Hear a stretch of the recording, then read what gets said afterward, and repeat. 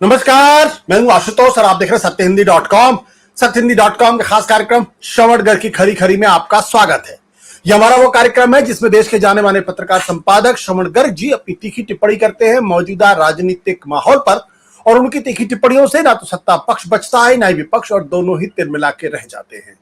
आज फिर हम श्रवण गर्ग जी से होंगे रूबरू और जानेंगे कि उनका क्या नजरिया है जो भारतीय जनता पार्टी तिरंगा अभियान की बात कर रही है। वैसे तो हम सब लोग जानते हैं कि भारतीय जनता पार्टी की सरकार 2014 में जब से बनी है, नरेंद्र मोदी देश के प्रधानमंत्री बने हैं, तब से देशभक्ति और राष्ट्रभक्ति को लेकर कुछ ज्यादा ही जागरूकता दिखाने की कोशिश कर रहे हैं। तिरंगा अपने हाथ में लेना, उसको फहराना राष्ट्रभक्ति का एक प्रमाण हो गया है। भारतीय जनता पार्टी लगातार लोगों को देशभक्त और देशद्रोही यानी दो कैटेगरी में बांटती रही है।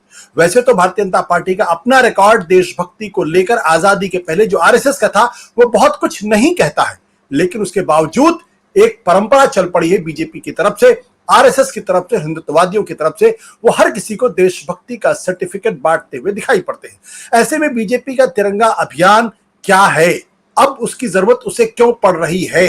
क्या वो कांग्रेस पार्टी को जो लगातार लोकप्रियता हासिल कर रही है और उसके सामाजिक अधिकार में सेंध लगाने की कोशिश कर रही है, या फिर वाकई में अपनी राष्ट्रभक्ति देशभक्ति को ईमानदारी से प्रदर्शित करके लोगों को अपनी तरफ आकर्षित करने की कोशिश कर रही है? हम जानेंगे दरअसल कि श्रवण गर्ग जी की राय क्या है, उनका नजरिया क्या है और उसको वो कैसे डिकोड करते हैं, क्योंकि जो वो डिकोड करते हैं वो अमूमन कम ही लोग उसको उस नजरिए से, उतनी गहरी पैनी दृष्टि से देख पाते हैं। श्रवण जी, आपका स्वागत है आपके अपने ही कार्यक्रम में। क्या कहना सर? देखिए, आपने इतनी ज्यादा तारीफ कर दी कि अब बहुत मुश्किल कर दी। अरे सर, मतलब डिकोड करना बड़ा डा विंसी कोड का मामला हो गया है। जी देखिए, ये अपन तिरंगे के बहाने कुछ बात कर रहे हैं, आप ऐसा मान के चलिए। जी। तिरंगा अभियान के बहाने कुछ बात कर रहे हैं। वो बात ये है कि नागरिक समझ नहीं पा रहे हैं कि देश में चल क्या रहा है,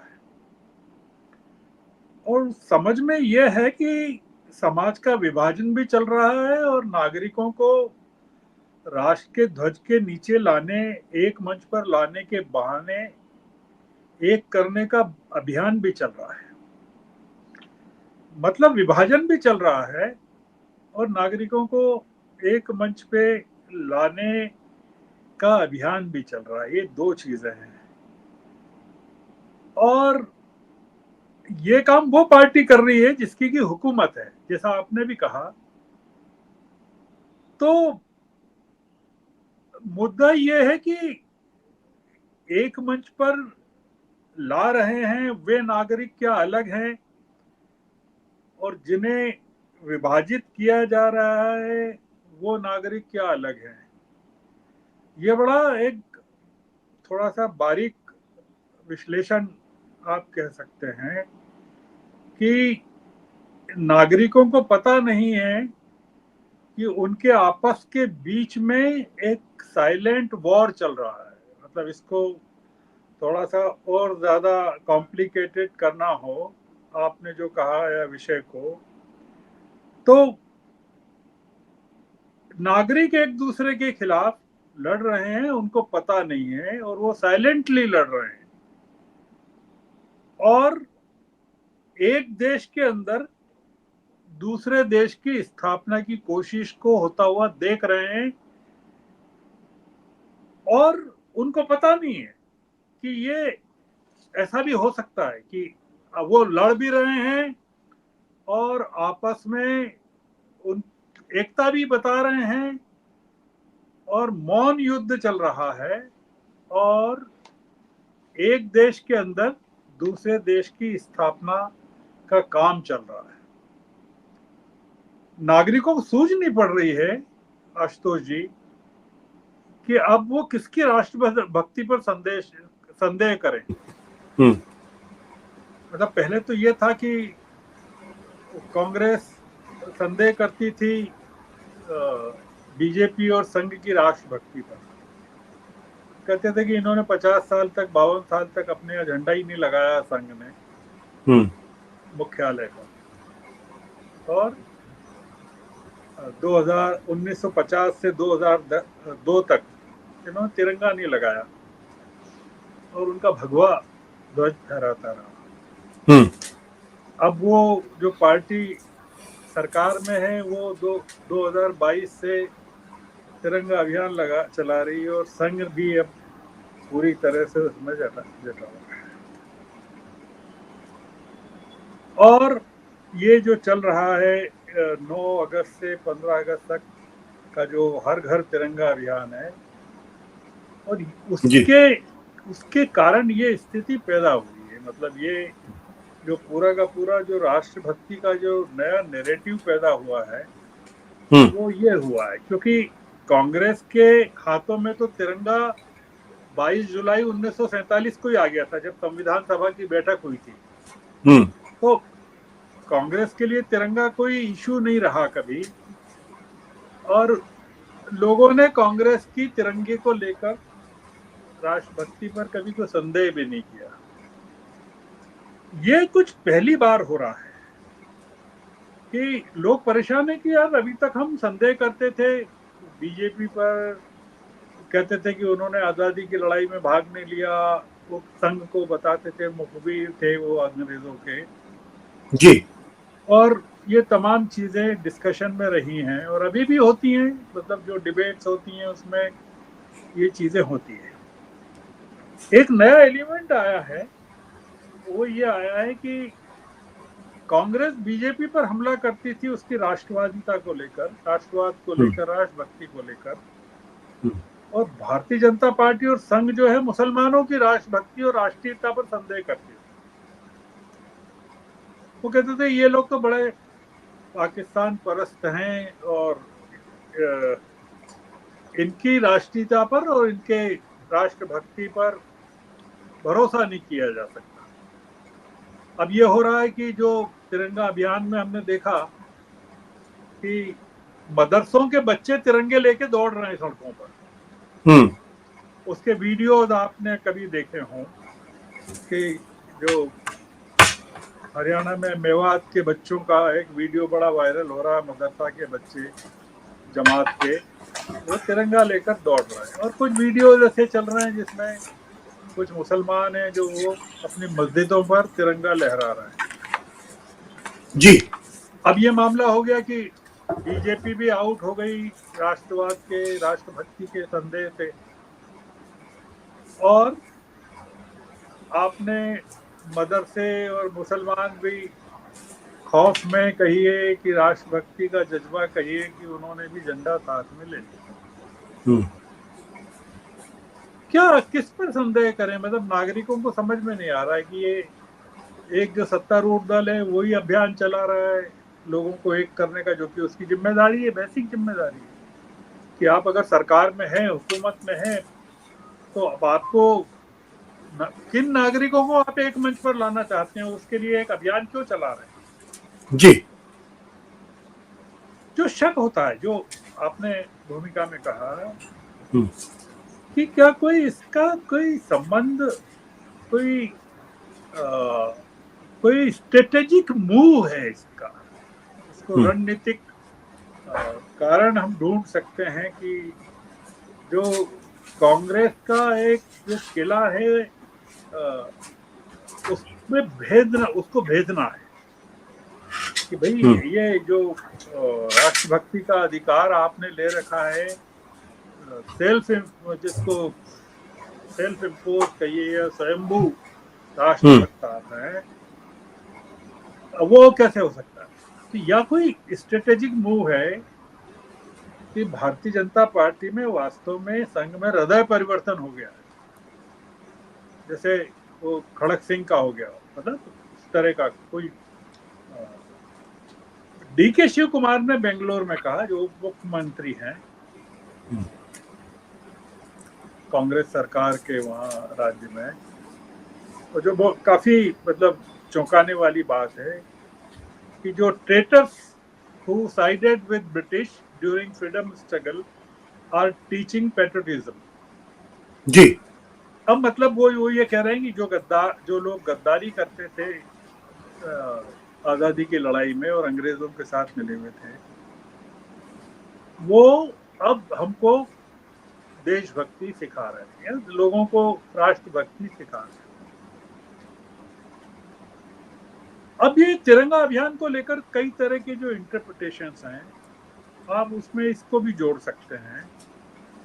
और उसमें ये है कि जो मैंने कहा कि कोई स्ट्रेटेजिक मूव है क्या, जी। कोई रणनीतिक इसमें कारण ढूंढा जा सकता है,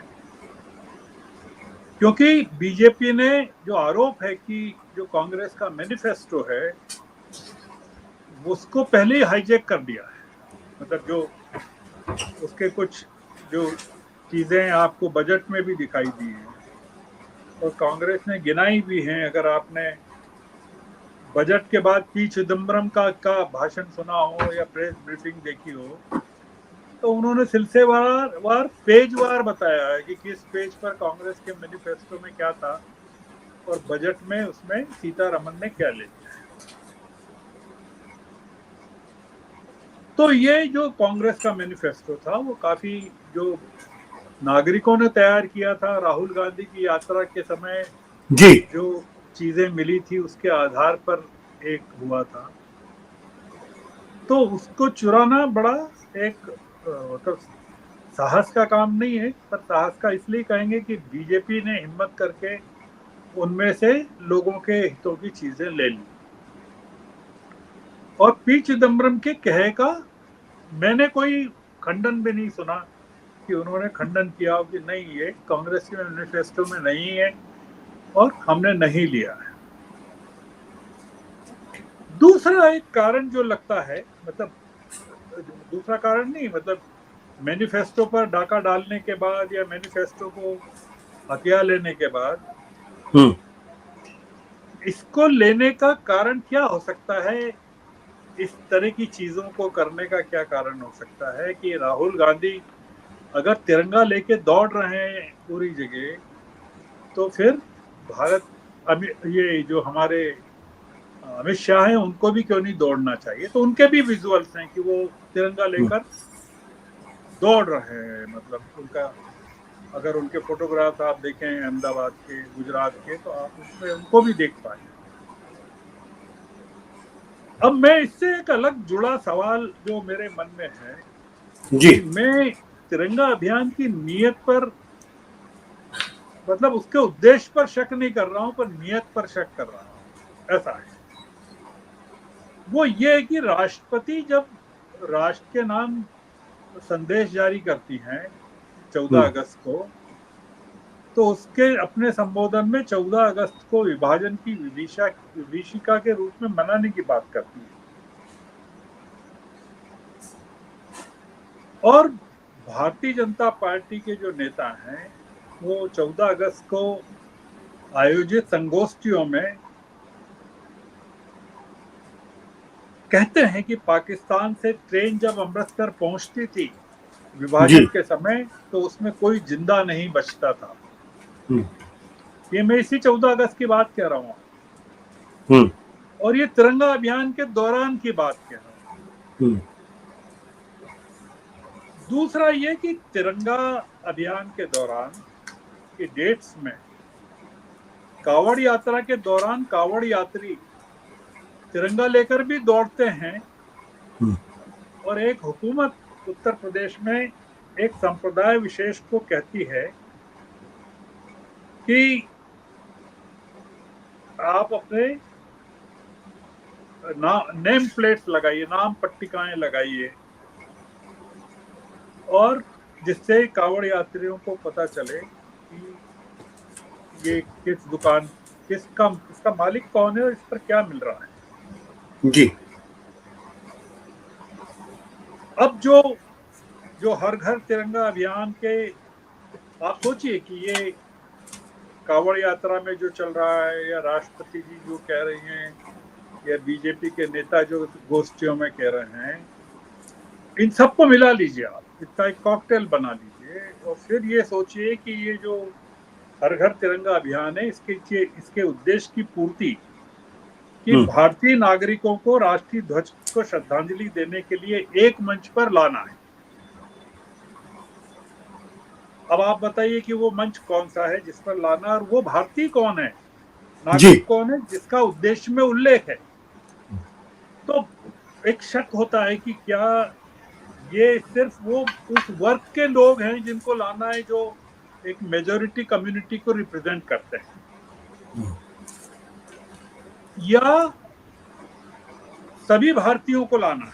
तो सभी भारतीयों में तो मैंने जिन लोगों का उल्लेख किया कि विभाजन की विभीषिका के लिए इसको जिम्मेदार ठहरा रहे हैं, या मुजफ्फरनगर के रास्ते में जो हैं, या जिनकी चर्चा की जा रही है गोष्ठियों में, वो भी है। अब आप पाएंगे कि ये जो अभियान है, ये इसमें शक क्या होता है? शक ये होता है कि क्या कुछ टारगेटेड ऑडियंस और टारगेटेड राज्यों में ही चल रहा है कि हम पूरे देश में इसको चलाया जा रहा है? मतलब हमको पूरे देश की खबर नहीं है। हम जहां बैठे हैं उत्तर में, या हम जिन राज्यों में बैठे हैं उनकी खबर है। हमको मणिपुर की खबर नहीं है कि वहां भी तिरंगा अभियान चल रहा है क्या, या लक्षद्वीप की खबर नहीं है जी। या लद्दाख की खबर नहीं है हमको, या कश्मीर घाटी की खबर नहीं है, या तमिलनाडु की खबर नहीं है। हम, जो मैंने शुरू में कहा कि क्या एक देश के अंदर दूसरा देश खड़ा करने की एक कोई मौन प्रयास चल रहा है क्या, और नागरिक साइलेंटली आपस में एक शीत युद्ध में लगे हुए हैं? मुझे 2022 का एक किस्सा याद आता है। मैंने अपने किसी आलेख में वो उल्लेख भी किया था कि जब ये पहली बार 15 अगस्त 2022 में 15 अगस्त तक हर घर में तिरंगा लगाने का, फहराने का प्रधानमंत्री ने आह्वान किया था, तब उत्तराखंड के एक प्रमुख भाजपा नेता का एक वीडियो वायरल हुआ था, आशुतोष जी। और उस वीडियो में उन नेता को यह कहते हुए प्रस्तुत किया गया है कि भारत उन लोगों पर भरोसा नहीं कर सकता है जो राष्ट्रीय ध्वज नहीं फहराते। जिसके घर पर तिरंगा नहीं लगेगा, हम उसे विश्वास की नजर से कभी देख नहीं पाएंगे। मुझे उस घर का फोटो चाहिए जिस घर में तिरंगा न लगा हो। देश ऐसे लोगों पर भरोसा नहीं कर सकता जो तिरंगा नहीं फहराते। अब इसमें आप ढूंढ लीजिए कि वेबसाइट पर आपको तिरंगे के साथ अपने घर की या अपनी सेल्फी डालना है, और वेबसाइट का नाम पता दिया गया है, और फिर आपको एक प्रमाण पत्र मिलेगा। तो इसका मतलब है कि आधार कार्ड के समानांतर आपको एक प्रमाण पत्र प्राप्त होगा कि आप राष्ट्रभक्त हैं कि नहीं। जी। अब मैं अपनी आखिरी बात समाप्त करता हूं, आप रोक देना अगर समय पूरा हो जाए तो मैं रोक दूंगा वहीं पर। जी। भाजपा और सरकार के नेता इस तथ्य से वाकिफ होंगे कि तिरंगे की डिजाइन का काम कांग्रेस के नेता बदरुद्दीन तैयब जी की पत्नी सुरैया तैयब जी ने किया था, जो कि एक मुस्लिम थी। तैयब जी भी मुस्लिम थे, और अंग्रेजी इतिहासकार ट्रेवर रॉयल ने अपनी किताब the last days of the Raj में इसका उल्लेख किया है। और तैयब जी कांग्रेस के तीसरे और पहले मुस्लिम अध्यक्ष थे। अब एक मुस्लिम द्वारा डिजाइन तिरंगे को भगवे के स्थान पर रिप्लेस करने का अगर साहस पूर्ण कार्य संघ और भाजपा कर रहे हैं तो उसकी दाद देनी चाहिए। पर 543 सदस्यीय लोकसभा में भारतीय जनता पार्टी के 240 सांसदों में एक भी मुस्लिम नहीं है, एक भी क्रिश्चियन नहीं है। अगर है तो मुझे जानकारी नहीं है, तो मुझे जानकारी नहीं है, मैं उसके लिए माफी मांगता हूँ। वही स्थिति देश की विधानसभाओं में भी है, जहां जहां भारतीय जनता पार्टी शासन में है या विपक्ष में है। तो हम हम तिरंगा अभियान के प्रति पूरी तरह समर्पित हैं, उसका सम्मान करते हैं, उसके प्रति आस्था व्यक्त करते हैं। पर हमारे मन में जो कुछ सवाल हैं जी हम उन सवालों को आशुतोष जी के साथ बांटकर नागरिकों की तरफ से चर्चा में पेश कर रहे हैं। अब जी देखते हैं नागरिक इस पर कैसे रिएक्ट करते हैं। आज की चर्चा में बस इतना। Thank you sir, thank you.